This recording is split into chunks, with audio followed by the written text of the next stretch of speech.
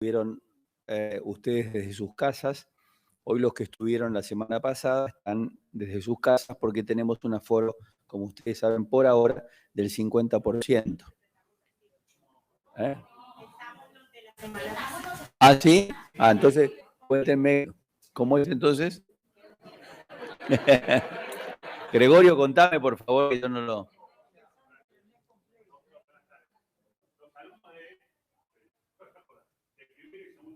Sí.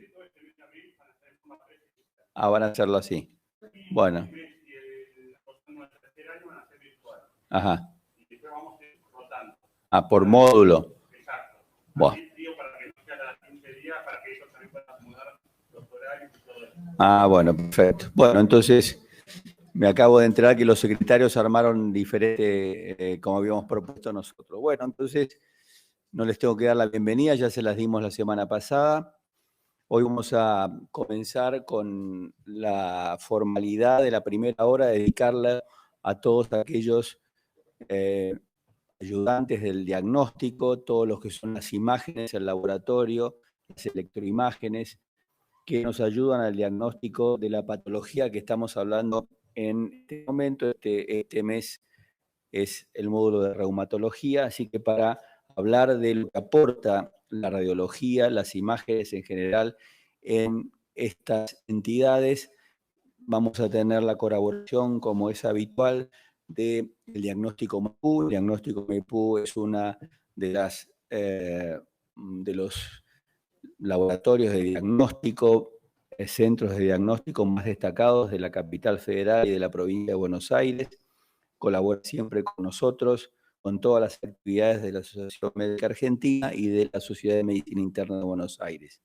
Hoy el doctor Patricio Cita, que es el subjefe del Departamento de Radiología Digital y de Densitometría de Diagnóstico Maipú, nos va a contar lo que aportan las imágenes desde las más simples hasta las más complejas para el diagnóstico y el seguimiento de las enfermedades reumáticas. Patricio. Muchas gracias. Bueno, muy buenas tardes. Vamos a empezar con esta charla con conceptos básicos de radiología que nos vamos a encontrar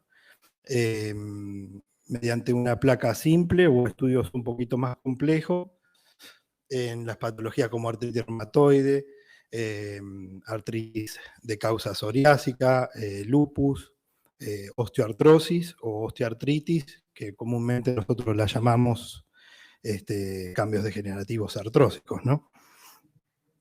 Vamos a empezar con una... A ver. Con la primera pregunta. Si se puede ver qué les parece. Placa simple de mano, ambas manos, frente.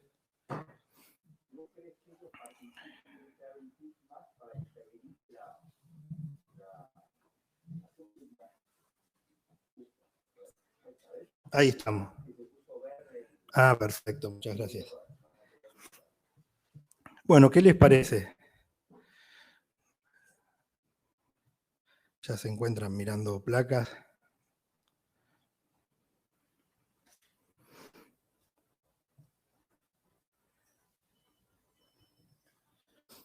¿Qué les parece? ¿Un estudio normal? ¿Signos de artritis reumatoide? ¿Signos de artrosis? ¿Signos de lupus?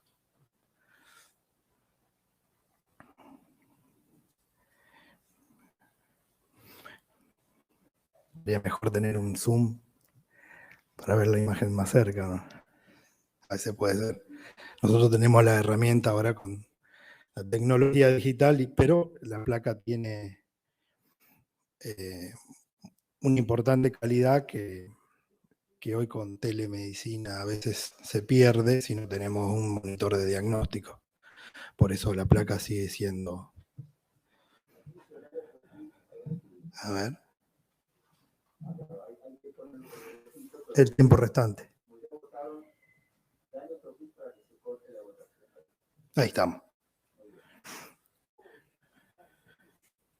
Bueno, ¿Qué dijeron? Estudio normal, 33%, 31% artritis reumatoide, signos de artrosis, 33%, y lupus, un 3%. Bueno, no estuvimos tan mal. Vamos a ver el signo de artrosis era. Bueno, si bien son incipientes en esta placa, muy incipientes, pero vamos a ver, por eso yo decía de tener las herramientas o tener la placa para verlo de cerca, que a simple vista podemos tener a un paciente que tiene síntomas que podemos estar sospechando de artrosis, y en la placa verla a la ligera, obviamente, y no ver los signos incipientes. Es muy fácil ver cuando uno dice artrosis, va directamente a buscar los osteofitos, a los cambios degenerativos ya avanzados de la artrosis, y con eso es fácil decirlo. Pero la artrosis, como toda patología degenerativa de las articulaciones, es un proceso inicial donde tiene signos radiológicos que vamos a estar observando en una placa simple, también en un estudio de mayor complejidad, pero la placa simple sigue siendo todavía muy importante y visible estos signos precoces de la artrosis. Fíjense que lo que vamos a tener al principio es una disminución del espacio articular. Este espacio articular va disminuyendo, pero de forma focal, no homogéneo. Puede tener lo que nosotros llamamos, fíjense, en otro caso un poquito más avanzado para que lo vean de forma más fácil.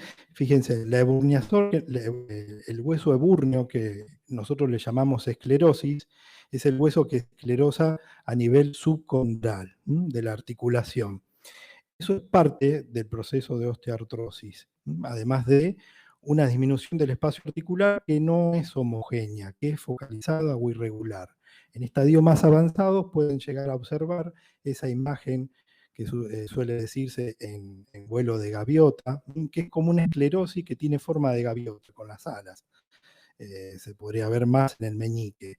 Es muy característico de esa esclerosis, se pierde el espacio articular, se empieza a friccionar la articulación, se pierde el cartílago y empieza el problema de los cambios degenerativos.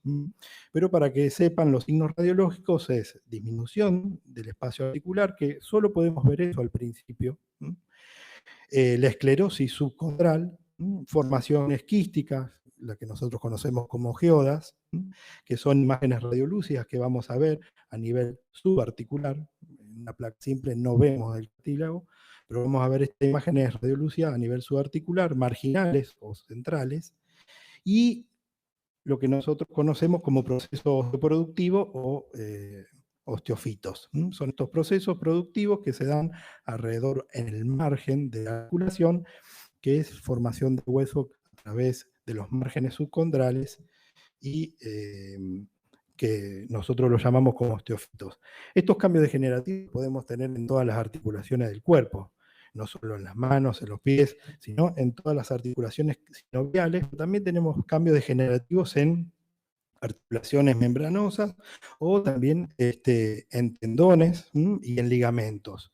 Es un proceso degenerativo que no solamente ataca obviamente a la sinovial, a las articulaciones sinoviales. Fíjense, el vuelo que nosotros decimos vuelo de gaviota, es esa esclerosis, fenómenos productivos. Lo que acá yo no estoy observando son procesos o erosiones óseas, que estamos ante otra patología. Estamos todos con procesos productivos, cambio degenerativo en la articulación, y es característico de la artrosis. Fíjense que como complicación de una artrosis, obviamente, es que esa articulación se desgasta y podemos perder el eje de la articulación. En las manos vamos a ver desalineaciones o subluxaciones.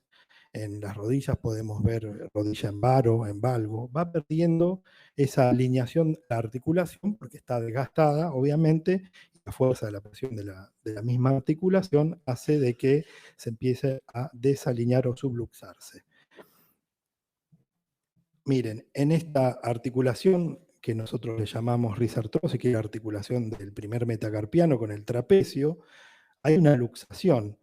Esta degeneración del hueso del trapecio, el trapezoide, por los cambios degenerativos, hizo de que esta articulación se luxara.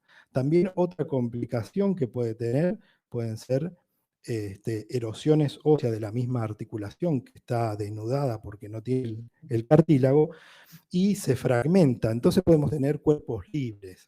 Estas calcificaciones alrededor de la articulación, si no es tendinosa y no es ligamentaria, dependiendo de la disposición, puede ser fragmentos óseos o cuerpos libres. Que esto puede dar a un bloqueo de la articulación. Parece artrosis, pero dice mucho más esa imagen de esta articulación que el simple hecho de un cambio degenerativo. Articulaciones como la cadera, obviamente, con procesos que ejercen mucha fuerza de presión de todo el cuerpo, se va a ver cambios degenerativos también, obviamente. Fíjense, esto es una complicación que también puede ser que esta artrosis sea erosiva. Es muy infrecuente de darse, pero se suele sumar a cambios como osteonecrosis y pérdida de la superficie articular, como por ejemplo en esta cadera. Osteofitos, cambios degenerativos alrededor, esclerosis de la articulación. También podemos encontrar, obviamente, artrosis, como dijimos, en el esqueleto axial, no solo apendicular. En el esqueleto axial, en los cuerpos vertebrales, nosotros le llamamos espondiloartrosis, que está formada por degeneración de los cuerpos, de los discos intervertebrales, que también tienen cambios degenerativos. Se va disecando, va perdiendo forma el disco, se diseca la parte pulposa, la fibrosa, lo que nosotros también llamamos como signos de vacío cuando tiene aire en su interior, y también puede hacer herniaciones, como la hernia Schmoll en este caso, que es una herniación intraesponjosa, además de la que podemos tener como protrusiones al canal raquídeo. Cambios degenerativos o fenómenos productivos óseos, osteofitos, se calcifican, a veces los ligamentos, sindesmofitos, y otras articulaciones como las interapofisarias, facetarias, perdón, también tienen procesos degenerativos. Fíjense que toda la columna puede tener cambios degenerativos. En la rodilla, en esta imagen, van a ver que también se puede ver por otro método, obviamente, como la resonancia o tomografía, los cambios degenerativos, pero los signos de la artrosis van a ser lo mismo. Una vez que los vimos ya al principio en las primeras imágenes, van a ver que se van a repetir en las articulaciones. Pregunta 2, a ver qué les parece.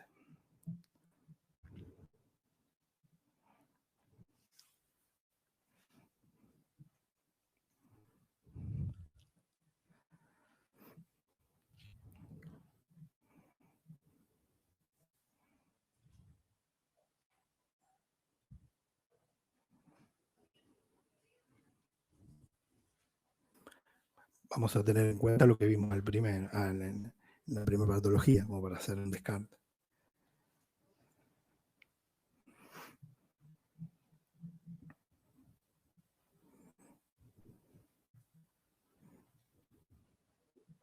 Ahí estamos. Bien, 66% de signos de artritis reumatoide. Este es un paciente que también tiene artritis reumatoide, pero en el anterior lo pasamos, seguramente lo eligieron obviamente porque tenía estas lesiones erosivas, marginales de la articulación, pero estos son cambios ya avanzados de la artritis reumatoide.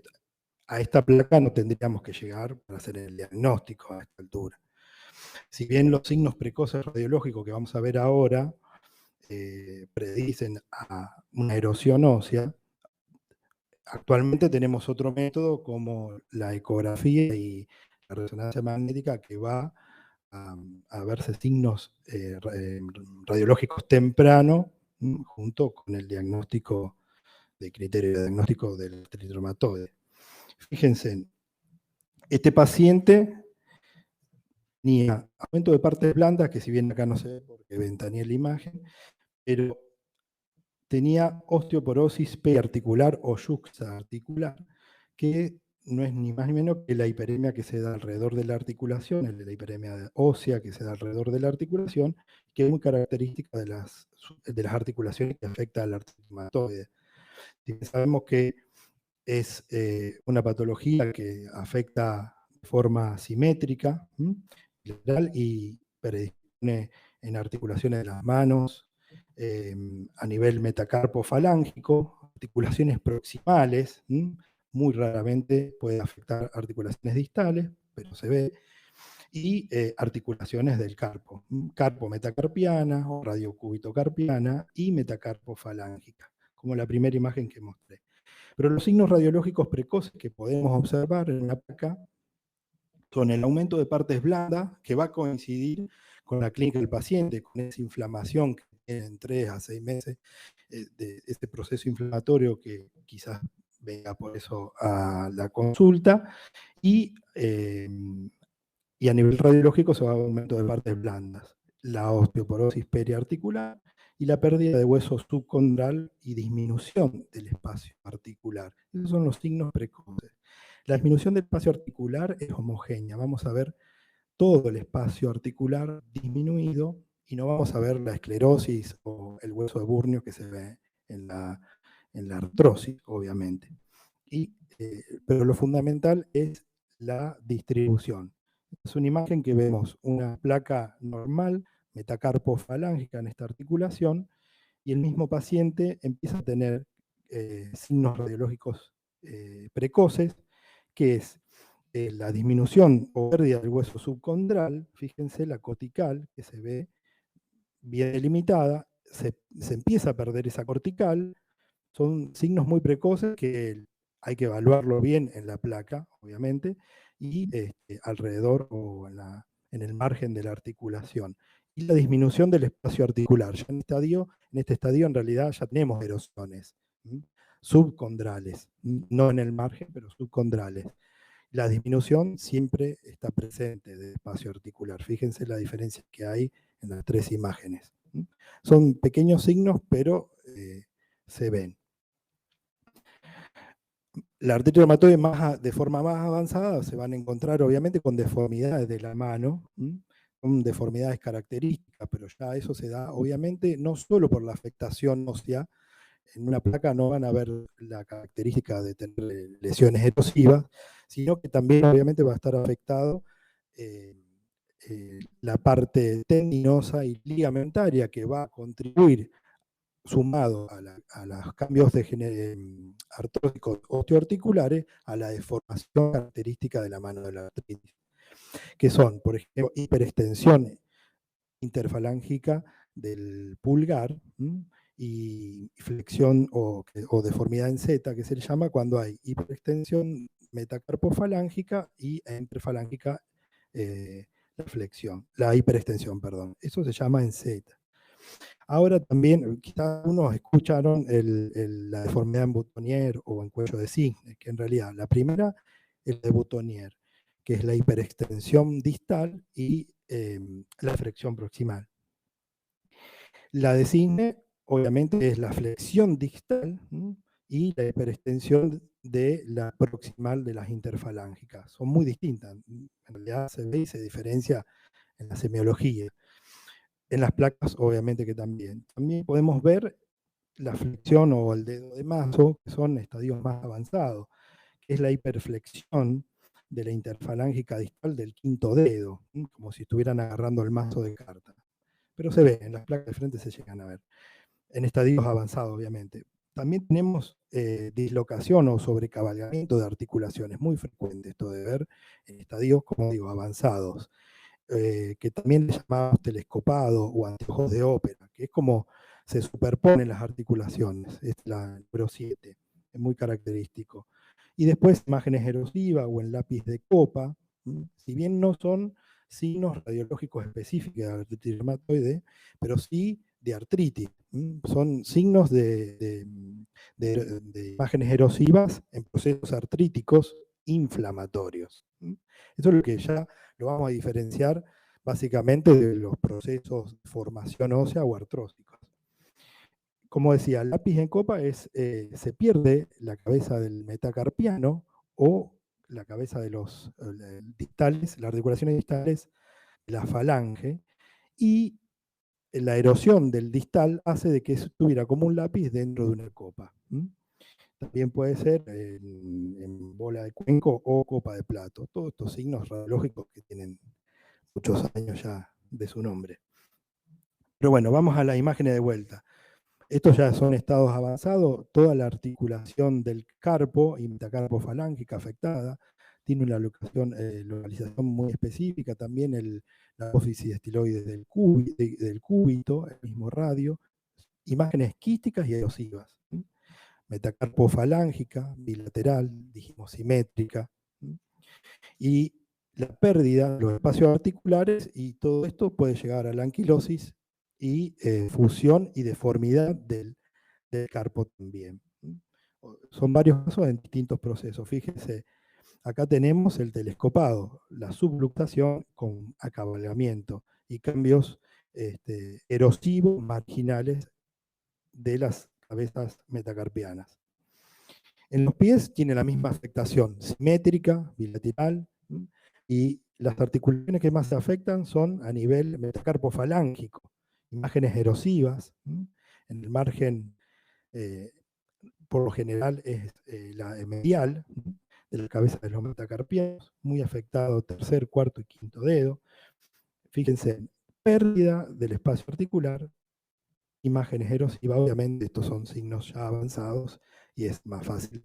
En realidad vienen por control. Estos estudios van a tener una placa previa y vienen por control, y a veces estas imágenes hacen que hay una evolución de la enfermedad también.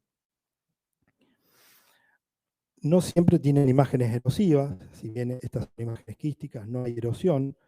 Entonces pueden ser que estén afectados la parte tendinosa, la parte ligamentaria, y hay luxaciones, pero no erosiones. Este es otro paciente que tenía artritis reumatoide con subluxaciones de articulaciones metacarpofalángica e interfalángica, pero no erosiones. Otras articulaciones que pueden ser afectadas, las rodillas, el calcáneo, porque dijimos que pueden afectar tendones, ligamentos y también bursas. En calcáneo es muy frecuente de ver bursitis de la bolsa del calcáneo y imágenes erosivas en el sector superior, posterior superior del calcáneo. Esto es un quiste, sino una imagen erosiva, pero obviamente con el antecedente de artritis reumatoide. Imagen erosiva muy incipiente, pero está afectando el margen de la plataforma interna de la tibia. Esta es una imagen erosiva. Disminución de espacio articular, pero no hay cambios degenerativos. Fíjense, hay una erosión. Son sutiles cambios que, obviamente, si está hecho el diagnóstico, pueden ser que esté evolucionando. También, otra imagen en realidad acá es una reconstrucción de tomografía que vemos una bursitis. Estos pacientes también puede ver con inflamaciones de bursa, de hombro, de codo, de manos. No siempre va a estar inflamado porque esté afectando la sinovial. Obviamente acompañado de imágenes erosivas, deformidad de la articulación, o directamente ya en estadios avanzados donde se pierde toda la superficie articular. Esta es una incapacidad ya de esta articulación, y puede estar en esta situación sin llegar a la anquilosis. Se puede presentar también como imágenes quísticas en otras articulaciones. Ahora bien, punto especial de la artritis reumatoidea en la columna. Quizás hayan escuchado de que hay que hacer una placa de columna cervical con máxima flexión a la luxación de la articulación atroodontoidea. Bueno, la artritis reumatoide tiene características que afecta a la columna cervical en todos sus segmentos. No lo van a ver con afectación a nivel dorsal o lumbar, pero sí en la columna cervical. Y en todos sus segmentos quiere decir que va desde el occipital hasta D1. En 60-80% de los pacientes con artritis reumatoidea que puede tener afectación de la columna cervical. Entonces nosotros lo que comúnmente se pide es, si tiene esa afectación por el ligamento transverso, si hay esta luxación atlantodontoide, pedirse una placa de perfil neutro y una máxima extensión. Pero también existen luxaciones en esta articulación que pueden ser no solo la luxación anterior, sino luxación verticales, que quiere decir que puede haber un enclavamiento de la apófisis odontoide y se hace luxación por afectación de los ligamentos hacia el foramen magno. También podemos tener luxaciones laterales, muy difícil de ver porque ya no lo piden, obviamente, por estar la resonancia, vamos a ver la afectación del parus y en esta articulación, pero puede haber luxaciones laterales que se pide con una transoral para ver la apófisis odontoide, y vamos a ver el odontoide que está lateralizado, que no está centrado con la primera vértebra, con el atlas. Pero comúnmente, ¿qué se pide? De perfil y con máxima flexión. Ahora, en esta imagen, no sé si se ve muy bien, está aumentado el espacio. ¿Cuánto tiene que estar aumentado? Bueno, en el adulto un aumento mayor a 2,5 milímetros. Quizás lo pueden ver en un perfil neutro también. Pero en una máxima flexión y se puede ver en una máxima extensión bien, es patológico. Estamos en presencia de una luxación. También podemos encontrarnos con el odontoide con ya una imagen erosiva, que no nos encontremos con la apófisis odontoides también. Y como dije que se podía afectar todo el raquis cervical, en todos sus segmentos podemos encontrarnos con cambios que nos van a parecer degenerativos y quizás no le demos la importancia que corresponde. Bueno, la artritis reumatoide afecta las articulaciones uncovertebrales, es la articulación en la parte posterior de los cuerpos vertebrales que tiene solamente la columna cervical. ¿Y qué produce? Produce erosiones y una irregularidad de la superficie que se caracteriza por verse de esta forma y puede llevar a la anquilosis. Fíjese, acá había dos cuerpos vertebrales y se hizo una anquilosis directamente de entre un cuerpo y otro. Y estas imágenes erosivas, que parecen como si fueran cambios degenerativos, no lo son, obviamente, y esa afectación de artritis reumatoide. Como afectan los ligamentos, también podemos ver desalineaciones de los cuerpos vertebrales. Y no solamente van a ser por cambios esclerosos o degenerativos de las apófisis interapofisarias, sino por la laxitud de ligamentos y lo que nosotros llamamos como columna en la escalera. Fíjense que tienen anterolistesis de S3, S4 y retrolistesis S5.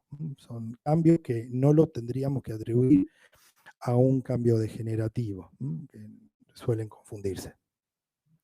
Ahora, la ecografía como evaluación de la artritis precoz ha demostrado que es una herramienta de gran importancia y en la determinación del grado de la inflamación y el daño articular. Demuestra de manera precoz la afectación no evidenciada, obviamente, en radiología y en tomografía.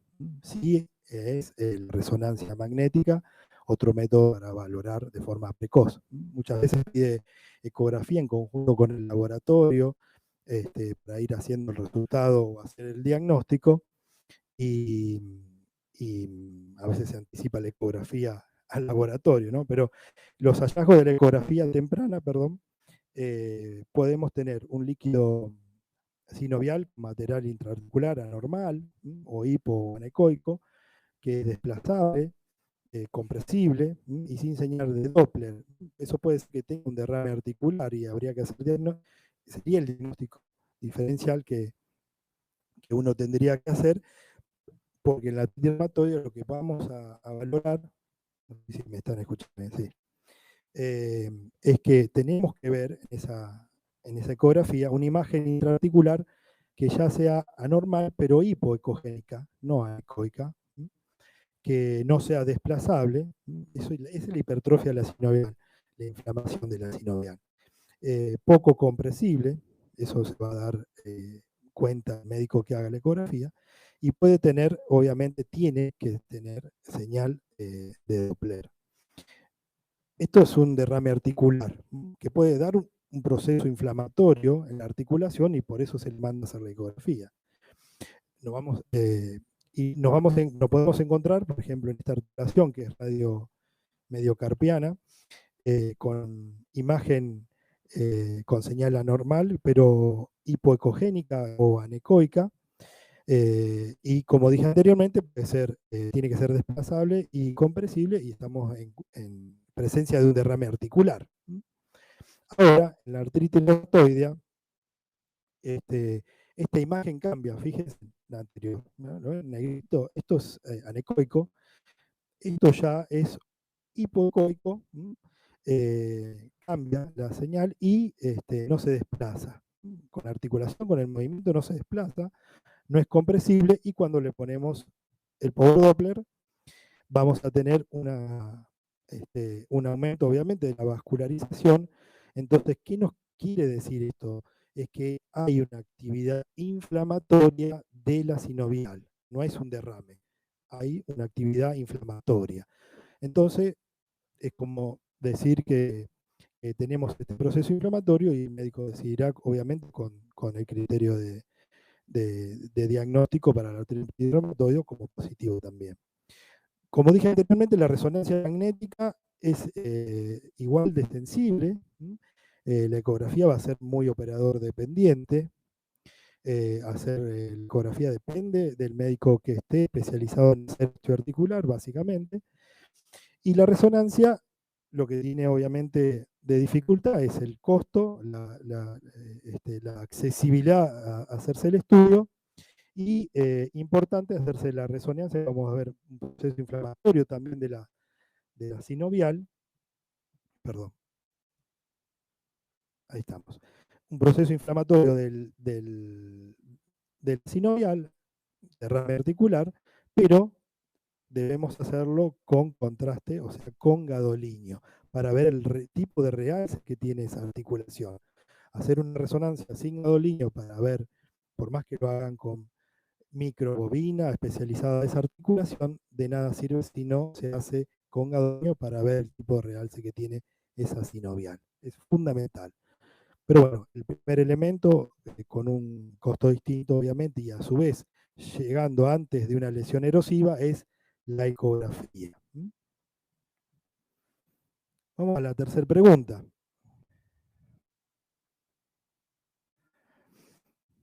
Paciente de mujer de 26 años ahora, con dolor articular, ambas manos.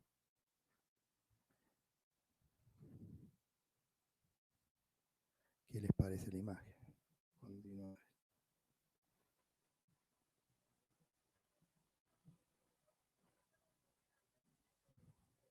Ah, perdón, continúo. Perdón. Entonces no hago la imagen, sigo. Bueno, sigo.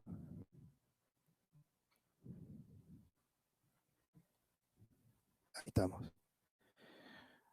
Bueno. Qué bacán.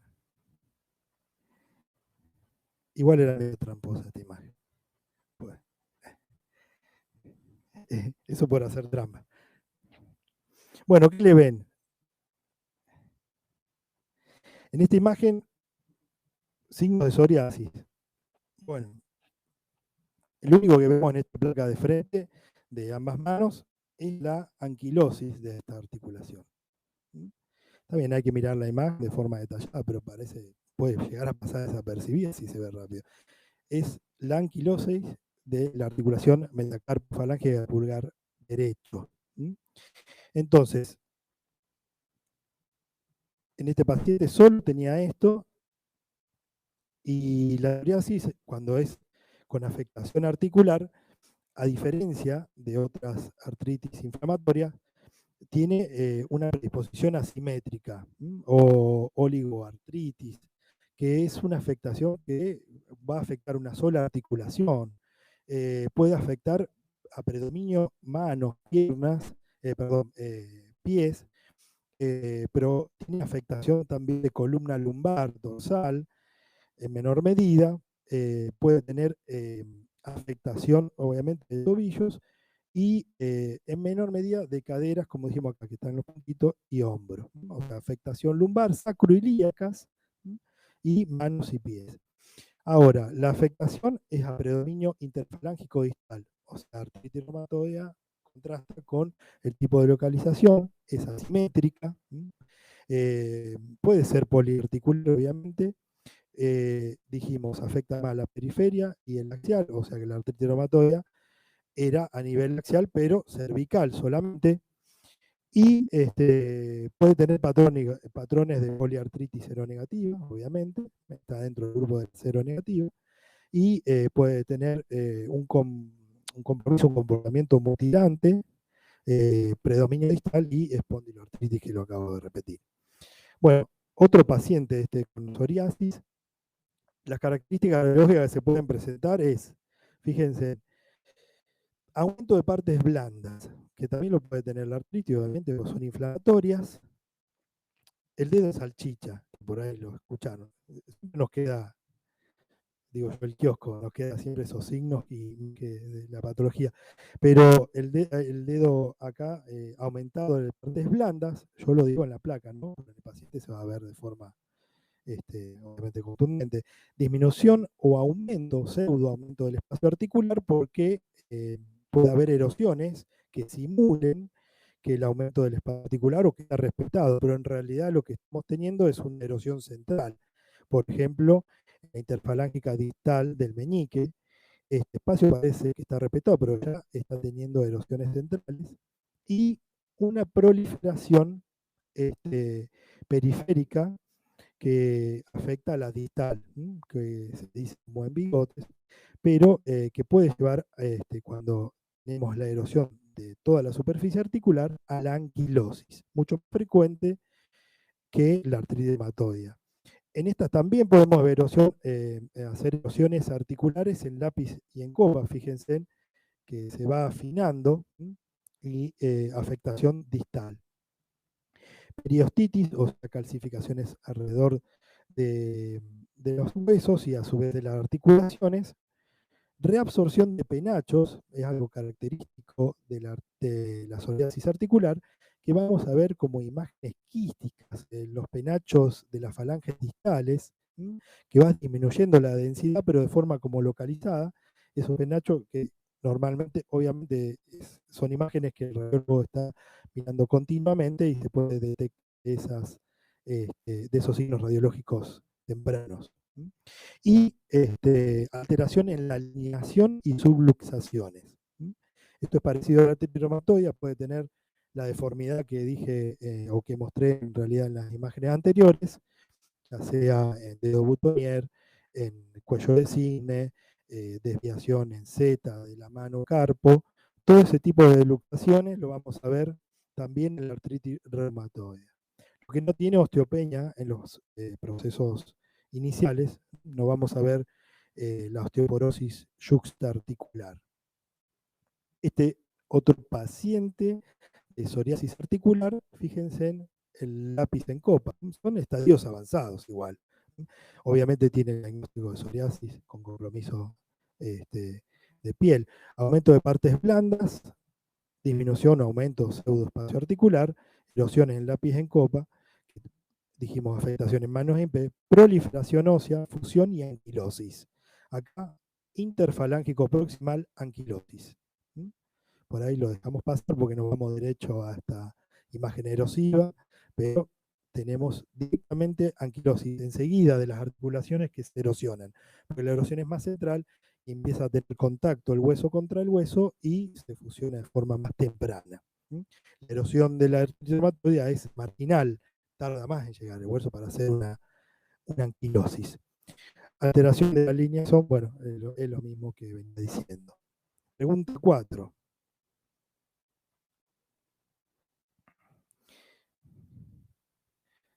Ya lo podemos responder por descarte igual, pero bueno. No sé si tengo que pasar. Una más. Ahí estamos.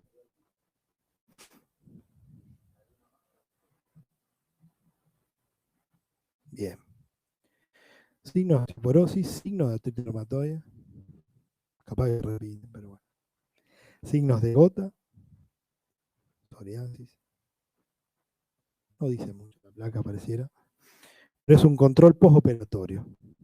Creo que tuvo traumatismo, hicieron osteosíntesis en los tobillos, se llega a ver elementos metálicos de osteosíntesis. Y vamos a pasar.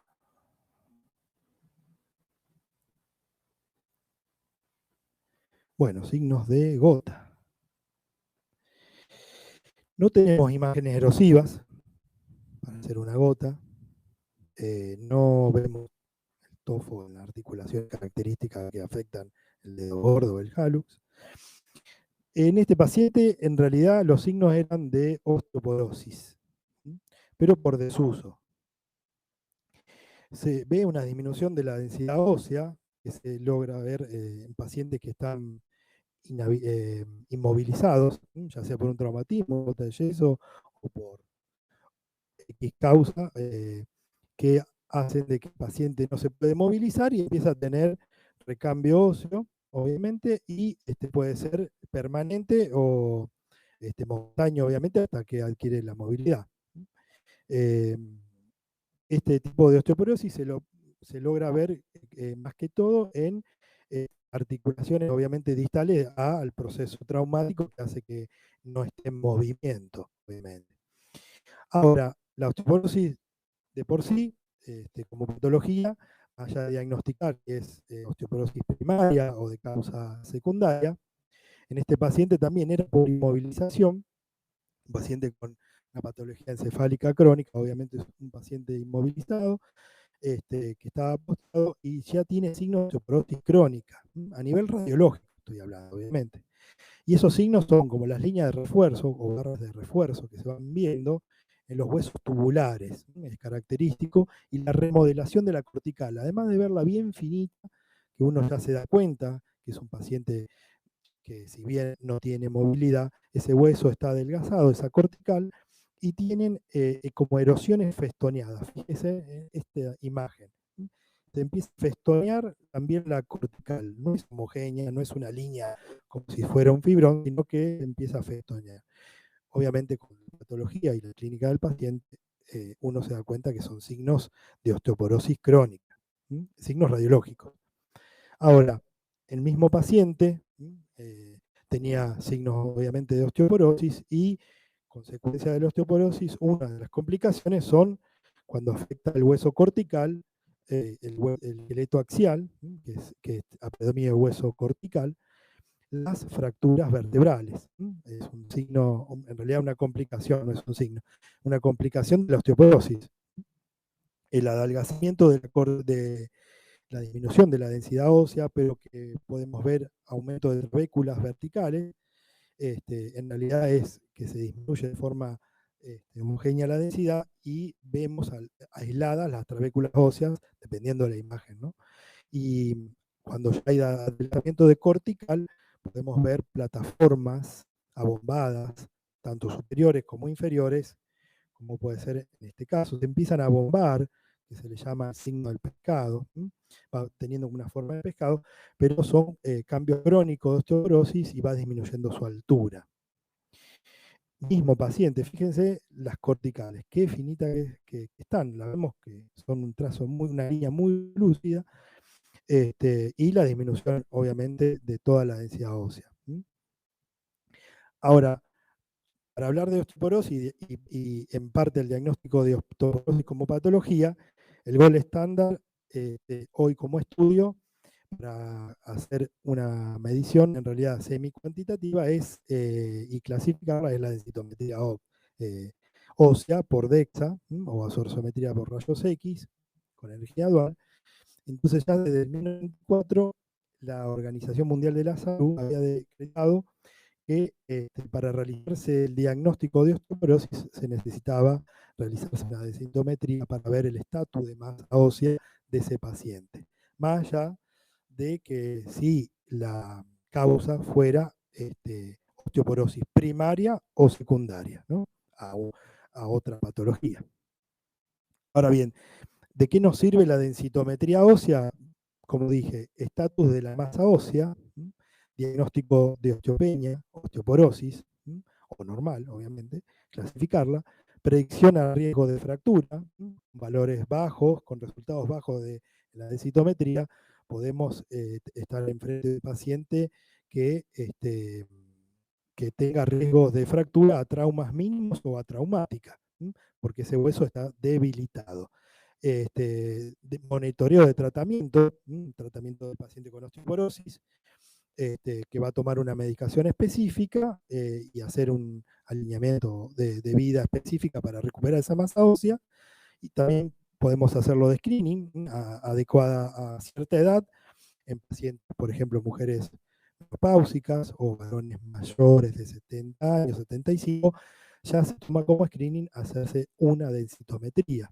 O pacientes que tengan una patología preexistente que causen osteoporosis, por ejemplo, la toma de corticoides, antes de arrancar la toma de corticoides de una patología que lo requiera y para su seguimiento. Con los tiempos van a ser distintos.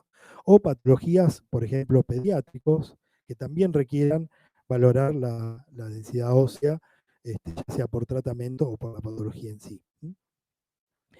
¿Qué es lo que vamos a pedir en la densitometría? Básicamente hay 3 regiones para pedir, que es la columna lumbar, las caderas o cuello de fémur y el radio distal. Esas son las 3 regiones que podemos pedir. No vamos a pedir una dorsal, no existe software, no vamos a pedir rodilla, tibia, no vamos a pedir sacro, ninguna otra región. Sí, columna, caderas y en excepción el radio distal, porque es lo que se el equipo para hacer este diagnóstico. ¿Qué es lo que mide? Es una medida indirecta, en realidad mide la densidad mineral ósea en un área específica. Por ejemplo, el área sería este ROI del cuello o de la cadera total. Y nos va a arrojar un score, que puede ser el T o el Z. Son esos 2 scores lo que manejan la densitometría. El T lo vamos a utilizar en pacientes menopáuticas y varones mayores de 50 años. Y el Z en pacientes premenopáusicas, varones menores de 50 años y pediátricos. Que nos arroja, por ejemplo, en esta paciente un valor de menos 1.7 y sabiendo el valor normal, que sigo en la siguiente, podemos clasificarlo en normal, osteopenia o osteoporosis. En la columna tenemos que tomar desde L1 a L4, nos va a arrojar un valor que es el promedio de las 4 vértebras, y en este paciente tenemos menos 3,5 desvío estándar al T-score. Esto quiere decir que estamos enfrente de una osteoporosis para este paciente. ¿Qué significa? El equipo lo que hace es censar la densidad de este hueso y compararlo con una población normal. Por eso es un score y no es un valor absoluto. Quiere decir cuántos desvíos estándares estamos alejados de un paciente con una masa ósea ideal. Y en relación a ese desvío, quiere decir que tenemos mayor riesgo a tener fractura. El radio distal también es otra región. Vamos a valorar el tercio distal. En esta gráfica vamos a tener menos 2,1, o sea que tenemos osteopenia, no llega a menos 2,5. Este es el estudio para valorar y clasificar osteopenia y osteoporosis en un paciente.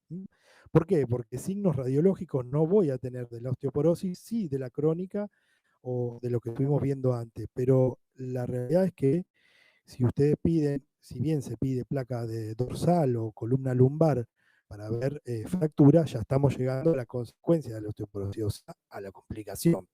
Se piden para valorar si tengo un paciente osteoporótico, ver si no tengo una fractura oculta, porque viene un paciente con pérdida de altura, o viene un paciente con dolor dorsal, o que empieza a tener incapacidad en su movilidad, y podemos estar en presencia de una fractura, obviamente. Pregunta número 5.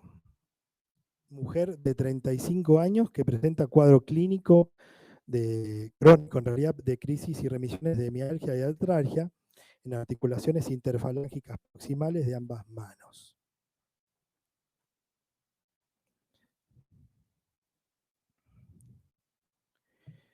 Esto es lo que fuimos viendo, por lo menos para no repetir si bien acá no tengo el diagnóstico, pero ya estuvimos viendo lesiones osteoproductivas, lesiones erosivas, para que vayan quedando una idea de enfrente a una placa a qué nos estamos enfrentando.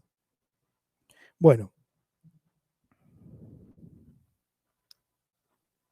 lupus ganó, perfecto. Bueno,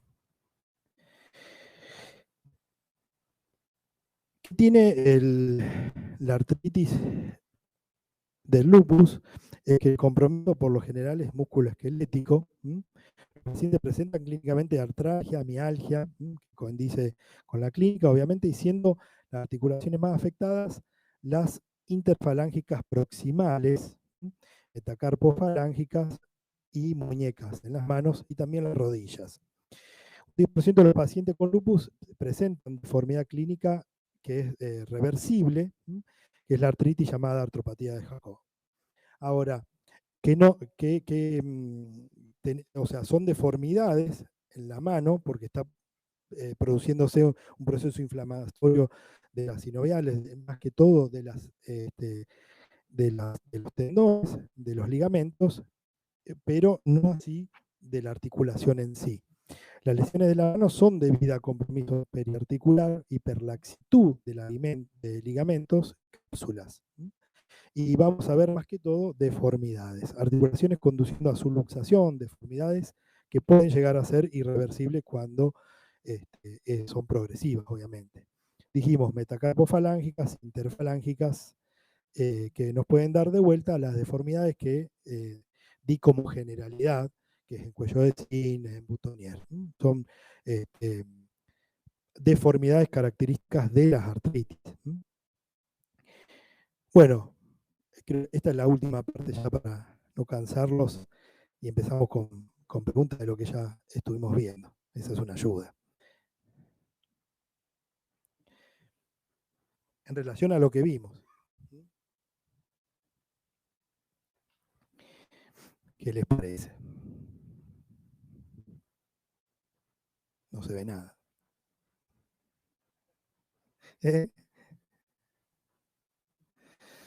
No se ve nada. Y hay a veces que no se puede ver, ¿sí? Se ven y no se ven nada. Bueno.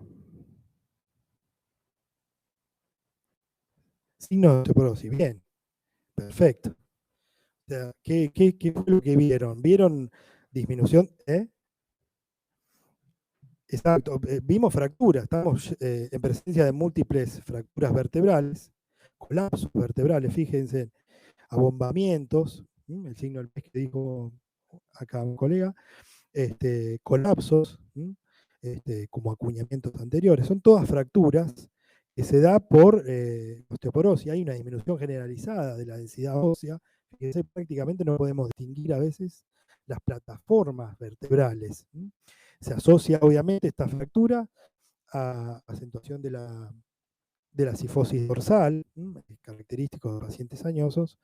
Esta forma del paciente que empieza a adoptar también puede tener insuficiencia respiratoria, obviamente por el disconfort y la exacerbación de la escoliosis. Esto es una complicación, una consecuencia de la osteoporosis generalizada de este paciente.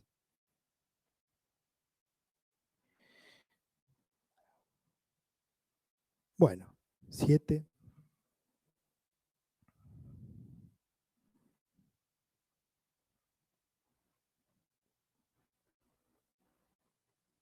Fui muy rápido.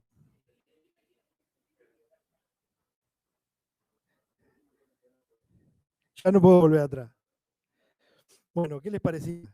Díganlo. Osteoporosis, ¿ya lo vimos? Acá le erré el slide. Acá era artrosis. Me acordé hoy a la tarde que lo vi de vuelta el slide, después de repasarlo. No puse el diagnóstico, acá era artrosis, no era osteoporosis, perdón. Pido disculpas, no puse la opción. Pero ¿qué tiene? Cambios degenerativos, fíjense, en osteofitos, esclerosis, en articulaciones interfalángicas distales, risartrosis, todos cambios degenerativos, metacarpofalángico también, calcificaciones ligamentarias, pero lo que no veo, no predomina una erosión, la predisposición en articulaciones distales, fenómenos productivos óseos que se van agregando en las articulaciones, y que ha sumado a desalineaciones de las articulaciones. Ya empezamos a ver no luxaciones, pero desalineaciones. Esto es un paciente ya añoso con cambios degenerativos, estos son famosos nódulos de Everden, que se pueden ver en las manos de los pacientes.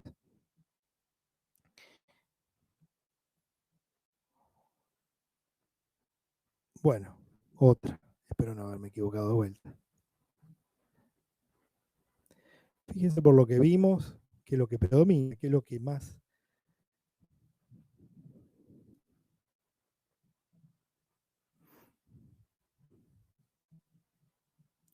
los ayuda.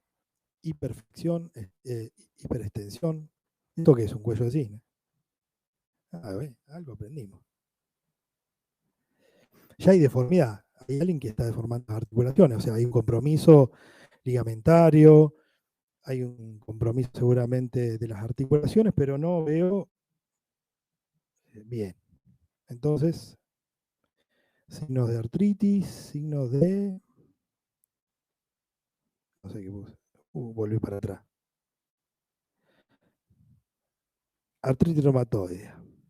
En realidad, había procesos erosivos, pero no se ven muy bien. Se ve cuando uno le hace el zoom. En realidad tenía procesos erosivos que estaban en los márgenes de las cabezas de las metacarpianas y deformidad. Lo de acá ni siquiera lo puedo ver, pero sí tenía lesiones erosivas.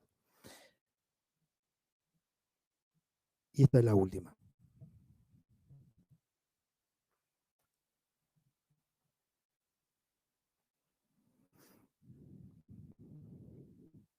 Esto sí tiene muy erosivos, la piel en copa, mutilantes. Habíamos hablado de algo de mutilantes también. Deformidades, es una artritis segura. Psoriasis, perfecto, psoriasis. La piel en copa en realidad se perdió prácticamente la articulación, desalineación y hasta la pérdida de falanges distales, como la mutilación, que suele observarse cuando son muy agresivas. Así que bueno, psoriasis era la última y muchísimas gracias. Espero que le haya servido.